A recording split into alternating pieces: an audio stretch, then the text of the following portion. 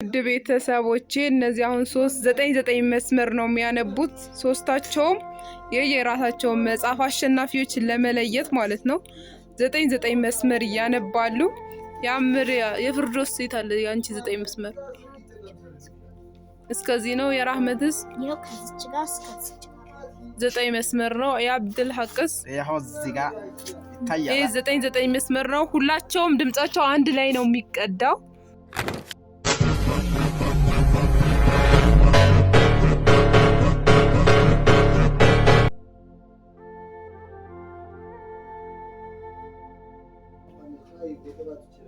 አሰላሙ አለይኩም ወራህመቱላሂ ወበረካቱ። ሰላም እንዴት ናችሁ? ውድና የተከበራችሁ ቤተሰቦቼ እኔ ጋር አልሐምዱሊላህ።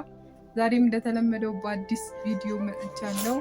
ለቤት አዲስ ከሆናችሁ ሰብስክራይብ፣ ላይክ፣ ሼር በማድረግ እኔን ሰፖርት ማድረግ ትችላላችሁ።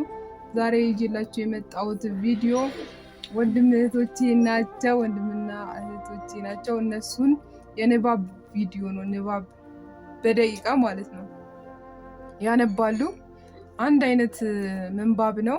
ከዛ ላሸነፉት ሽልማት አላቸው። አምሪያ እቺ ትንሿ ናት፣ የቤቷ ትንሿ ልጅ ናት። ትምህርት ቤት ስምሽ ማን ነው? ፍርዶስ ማን? ሙደሲር። እቺ ደግሞ የሷ ታላቅ ናት። ራህመት ሙደሲር። ስንተኛ ክፍል ነሽ? ሶስተኛ። አንቺስ?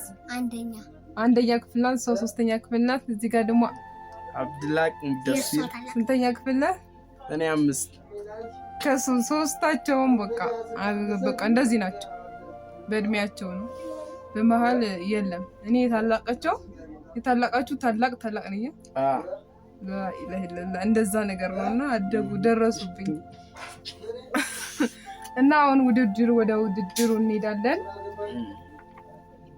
አሁን የምጀምረው ማናት? አሞሪያ።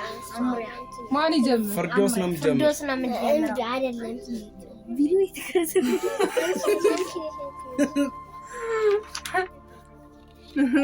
ለግለጽልሽ በቃ እሱ ጋር ነው። አጀምር በቃ ስለራማን ራሂ ምን ነው?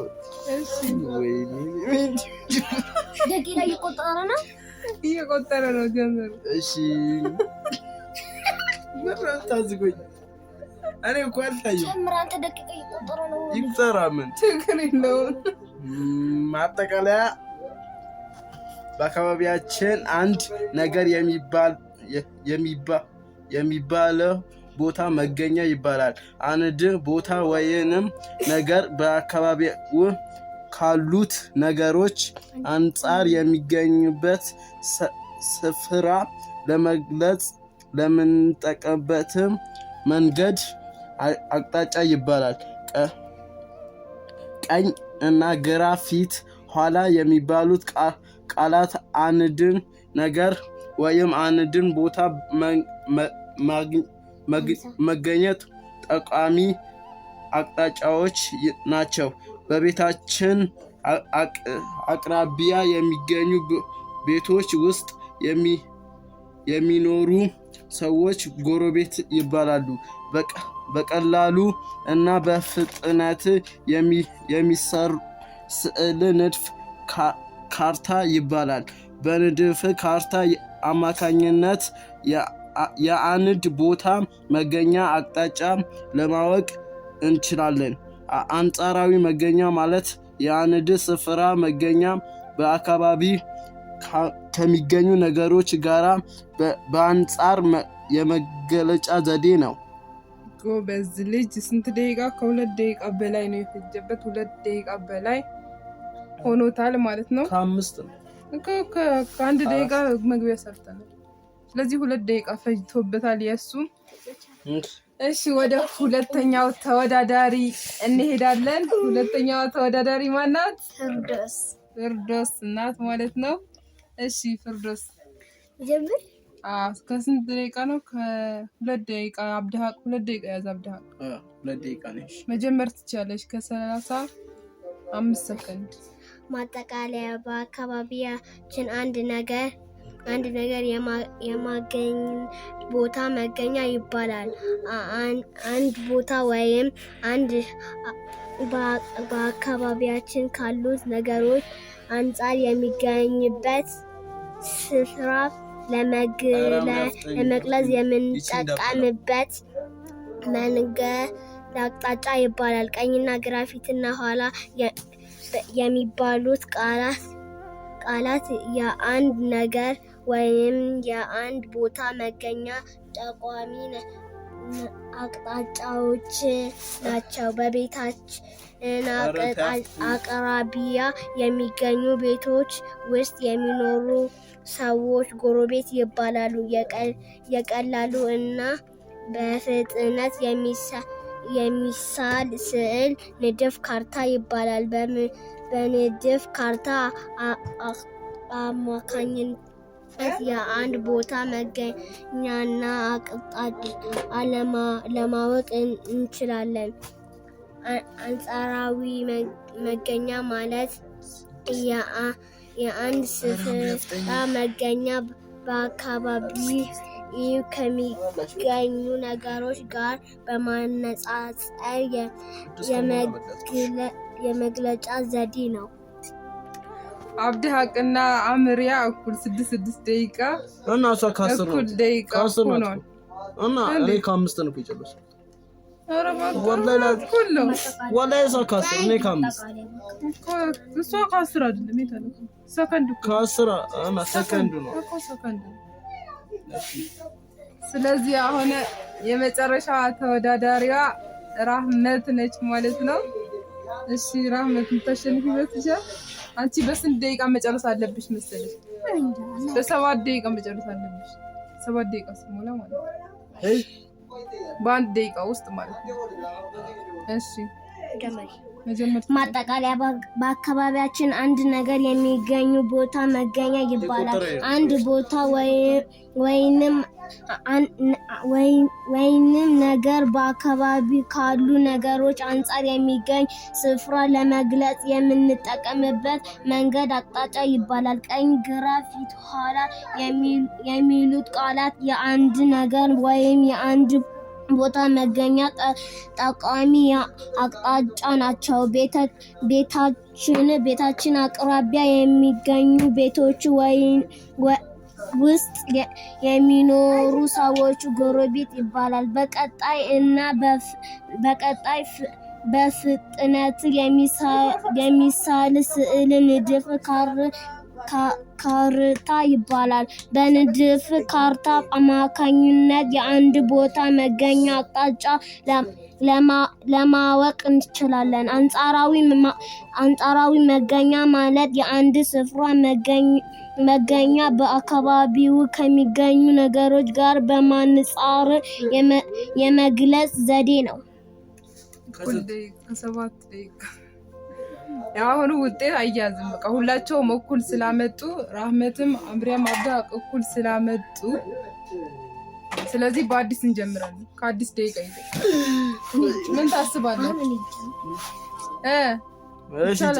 ይጀመር። እሺ አብዲ ሀቅ ይሄኛው ዙር ይቀራል ማለት ነው። ያ ጽሁፍ በስንት ደቂቃ ይጨርሳሉ ነው ጫወታው። ከዛ ቶሎ የጨረሰ ሰው ሽልማት አለው። ለምሳሌ የ2 ደቂቃ የሚፈጅ ምንባብ ከሆነ በ1 ደቂቃ ከጨረሱ በ1 ደቂቃ ያሸነፈው ሰው አሸናፊ ነው ማለት ነው። በ1 ደቂቃ የጨረሰው ሰው አሸናፊ ነው ማለት ነው። ተወዳዳሪዎቻችን እዚህ ጋር ይገኛሉ። ውድ ቤተሰቦቼ ላይክ ማድረግ እንዳይረሳ፣ ሰብስክራይብም አድርጉኝ። አብዲላቅ ሙደሲር እባላለሁ። ሰብስክራይብ አድርጉ። ሰብስክራይብ አድርጉ። ሰብስክራይብ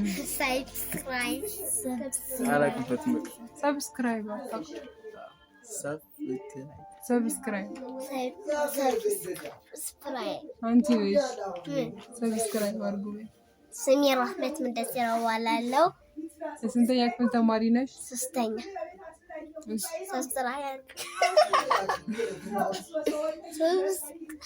ሰብስክራይብ ስምሽን ተናገሪ። ስሜ ይባላል። ድምፅሽ ከባድ ነው። አንደኛ ክፍል ተማሪ ናት።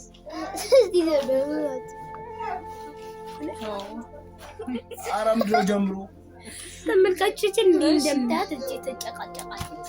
ስሜ ፍርዶስ ሙደሲር ይባላል። ክፍሌ አንደኛ ክፍል ነው። ስንተኛ ነበር የወጣሽ? ኬጂ ስሪ ሁለተኛ።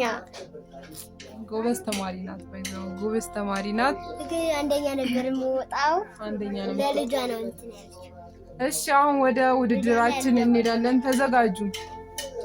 ደቂቃ ይያዛል። እዚህ ጋር ደቂቃ እንይዛለን። ያላ ጀምሩ።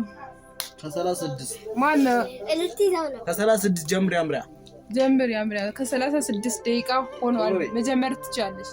ማጠቃለያ በአካባቢያችን አንድ ነገር የሚገኝበት ቦታ መገኛ ይባላል። አንድ ቦታ ወይም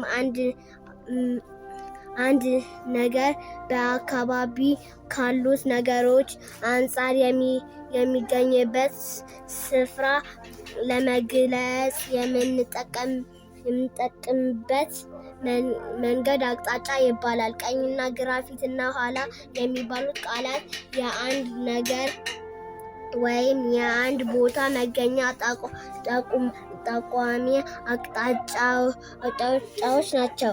በቤታችን አቅራቢያ የሚገኙ ቤቶች ውስጥ የሚኖሩ ሰዎች ጎረቤት ይባላሉ።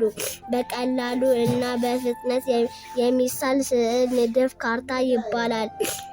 በንድፍ ካርታ አማካኝነት የአንድ ቦታ መገኛ አቅጣጫ ለማወቅ እንችላለን። አንጻራዊ መንገድ ማለት የአንድ ስፍራ መገኛ አካባቢው ከሚገኙ ነገሮች ጋር በማነጻጸር የመግለጽ ዘዴ ነው። ስንት ደቂቃ ሆነ? ደቂቃው ይላት ከ36 ጀምሮ ነበር። በአንድ ደቂቃ ውስጥ አንድ ደቂቃ ከ36 እና ከ37 ነው። በአንድ ደቂቃ ውስጥ ነው ያነበበችው። ጎበዝ ልጅ። የምታሸንፊ ይመስልሻል? አምሪያ ፍርዶስ ታሸንፊያለሽ? አብድሃቅና ራህመት ትበልጫቸዋለሽ? እሺ አንቺ ደቂቃ አንድ ደቂቃ ነው። በአንድ ደቂቃ ነው ውስጥ ነው ያነበበችው። የአንደኛ ክፍል ተማሪ ፍርዶስ 8 ደቂቃ ከ38 ሊሆን ሲል ነው። ምንም በቃ በአንድ ደቂቃ ነው። እኔ ከ38 ነው የጀመርኩት። እሺ እሷ ከ38 ማጠቃለያ አይደለም። ቆይ እንደ ደቂቃ ይቀር ቁጥርብሻል። እሺ ከስንት ከ39 ሲሆን ከ39 ሲሆን ራህመት ትጀምራለች። አብሪያ ታሸንፊያለሽ። ደቂቃው እየጠበቅን ነው።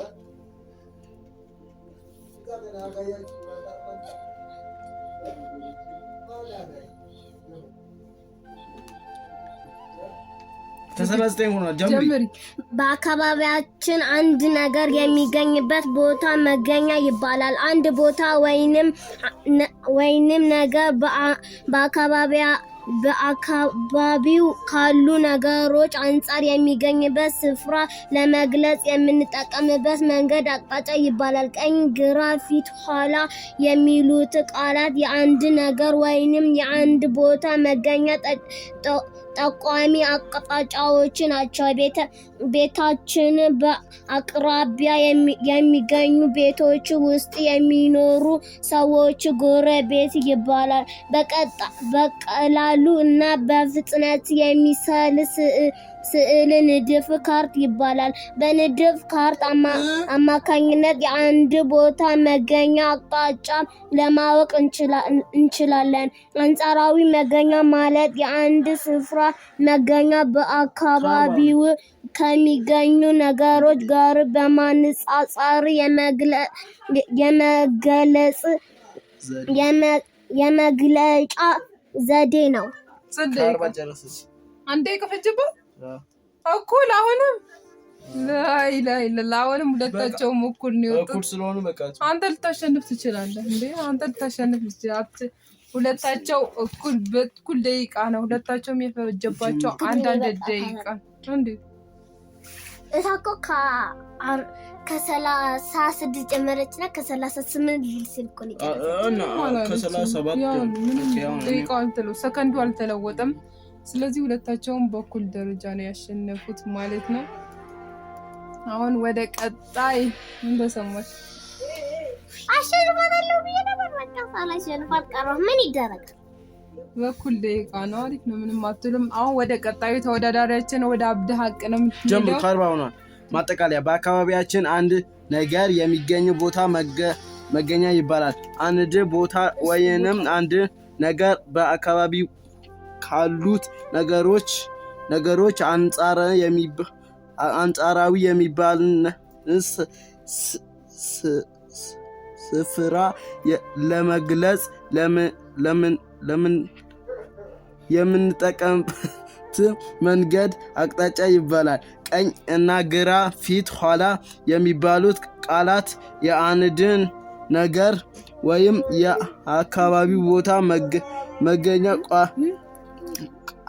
ቋሚ አቅጣጫዎች ናቸው። በቤታችን አቅራቢ የሚገኙ ቦታዎች ውስጥ የሚኖሩ ሰዎች ጎረቤት ይባላሉ። በቀላሉ እና በፈጣን የሚሰራ ስዕል ንድፍ ካርታ ይባላል። በንድፍ ካርታ አማካኝነት የአንድ ቦታ መገኛ አቅጣጫ ለማወቅ እንችላለን። አንጻራዊ መገኛ ማለት የአንድን ስፍራ መገኛ በአካባቢው ከሚገኙት ነገሮች ጋር በማነጻጸር የመገለጫ ዘዴ ነው። ከ42 ተበላ። ሁለታቸውን ያሸንፉት።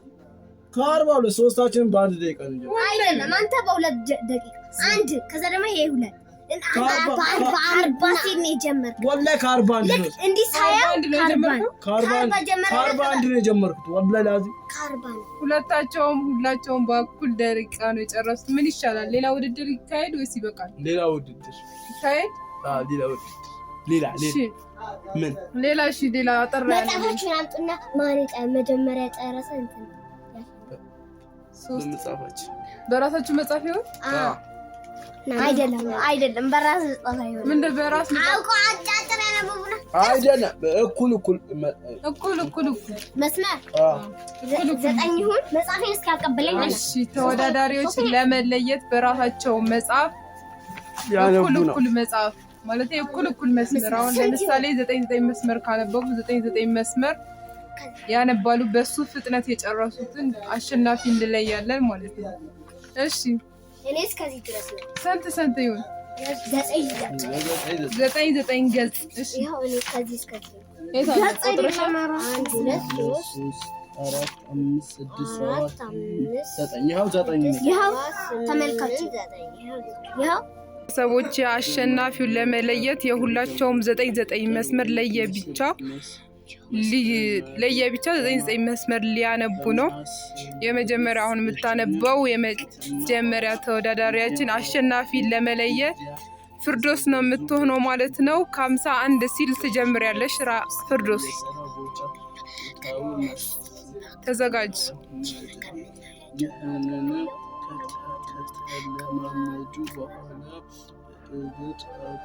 ጀምሪ። በአካባቢያችን አንድ ነገር የሚገኝበት ቦታ መገኛ ይባላል። አንድን ቦታ ወይም አንድ አካባቢው ካርታ ነገሮች አንጻር የሚገኝበት ስፍራ ለመግለጽ የምንጠቀምበት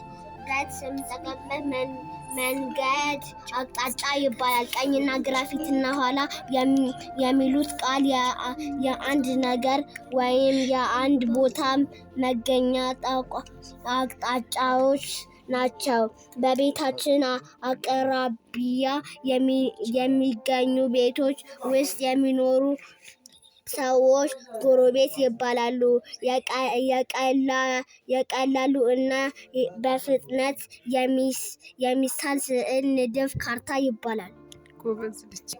በአካባቢያችን አንድ ነገር የሚገኝበት ቦታ መገኛ ይባላል። አንድ ቦታ ወይንም ነገር አካባቢው ካሉት ነገር አንጻር የሚገኝ ስፍራ ለመግለጽ የምንጠቀምበት መንገድ አቅጣጫ ይባላል። ቀኝና ግራ፣ ፊትና ኋላ የሚሉት ቃላት የአንድ ነገር ወይንም የአንድ ቦታ መገኛ ጠቋሚ አቅጣጫዎች ናቸው። ቤታችን በአቅራቢያ የሚገኙ ቤቶች ውስጥ የሚኖሩ ሰዎች ጎረቤት ይባላሉ። በቀላሉ እና በፍጥነት የሚሳል ስዕል ንድፍ ካርታ ይባላል። እኩል ነው። ያንቺም አላለቀም የሷም አላለቀም ነበር። እናንተ ጃለ ሁላችሁም እኩል ነው። ምርጥ ነው የምታነቡ። አሁን እኩል ቢሆንም ባልሆንም ነው ያገባኝ። እንዴት ቅድም አሸንፈለ ነው? አልሸነፍም እኮ ነው። እንዴት አሁን በአዲስ ነው እኮ የምናነበው እኮ። አሁን ባሸነፍም አሁን በቃ እሺ ብነሸንፍ አሁን እሺ ከ50 አሁን ከ53 ነው። ከ54 ሆነ ከ54 እንደሆነ ቢታው ቴት ታው ያው ከ50 አልሆነም ሴኮንድ ነው እኮ። በሰከንድ አንድ ደቂቃ ባልሞላ ሰዓት ውስጥ ጨርሰዋል ሁለታቸው አናኒስ እኮ። አንተም እኮ እንደዛ ከጨረስክ በኩል ናችሁ። አንድ ደቂቃ ሳይሞላ ማለት ከዛ ተመልሰን 55 ሲል ጀምር። ሰከንድ እኮ አይታወቅም። በቃ አንድ ደቂቃ ሳይሞላ ጨርሰዋል ሁለታቸው። ስለዚህ ከ55 ሲል ትጀምራለህ አንተ። ከዛ አሸናፊ ልትሆንም ትችላለህ። ምንድን ነው አሸናፊ መሆነው? ግን እኮ ኬክ ነው የሚሻለው እኮ ያችሉ 1 2 3 4 ሚለው እሱ ይሻላል። ሴኮንድ ቢኖር ነው። ሰከንድ የታለ ሰከንድ? ጀምረው። አንድ ነገር የሚባለው ቦታ መገኛ ይባላል። አንድ ቦታ ወይንም አንድ ነገር በአካባቢ ካሉት ነገሮች አንጻር የሚገኙበት ስፍራ ለመግለጽ የምንጠቀምበት መንገድ አቅጣጫ ይባላል። ቀኝ እና ግራ፣ ፊት፣ ኋላ የሚባሉ ቃላት የአንድ ነገር ወይም የአንድ ቦታ መገኛ ጠቋሚ አቅጣጫዎች ናቸው። በቤታችንም እና የሚገኙ ቤቶች ውስጥ የሚኖሩ ሰዎች ጎረቤት ይባላሉ። በቀላሉ እና በፍጥነት የሚሳሉ ስዕል ንድፍ ካርታ ይባላል። ሁለታችሁም በቃ ሶስታችሁም አሸናፊ ነው። ምንም ማድረግ አይቻልም። እንግዲህ የዛሬ ጨዋታ ይሄንን ይመስል ነበር። አሸናፊው መለየት አልቻልኩም። በጣም ነበር የከበደኝ። ምንም ማድረግ አልችልም። ምን ትላላችሁ? ለሌላ ጊዜ እሺ በቃ ምን ይሻላል? በሌላ ጊዜ በአዲስ ቪዲዮ እንገናኛለን ምናምን በሉ። አሁንም ብንዳግመው ኧረ በቃ ስልኬ ቻርጅ አለቀብኝ። በቃ በሌላ ቪዲዮ እንገናኛለን። በቃ ለሁላችንም 50 ብር ሰጠን።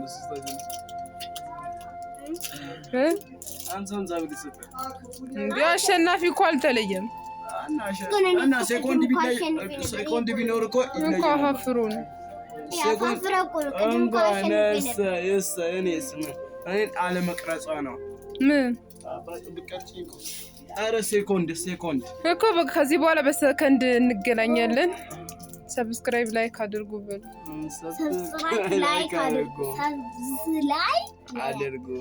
ሰብስክራይብ መልካም ምሽት። ቻው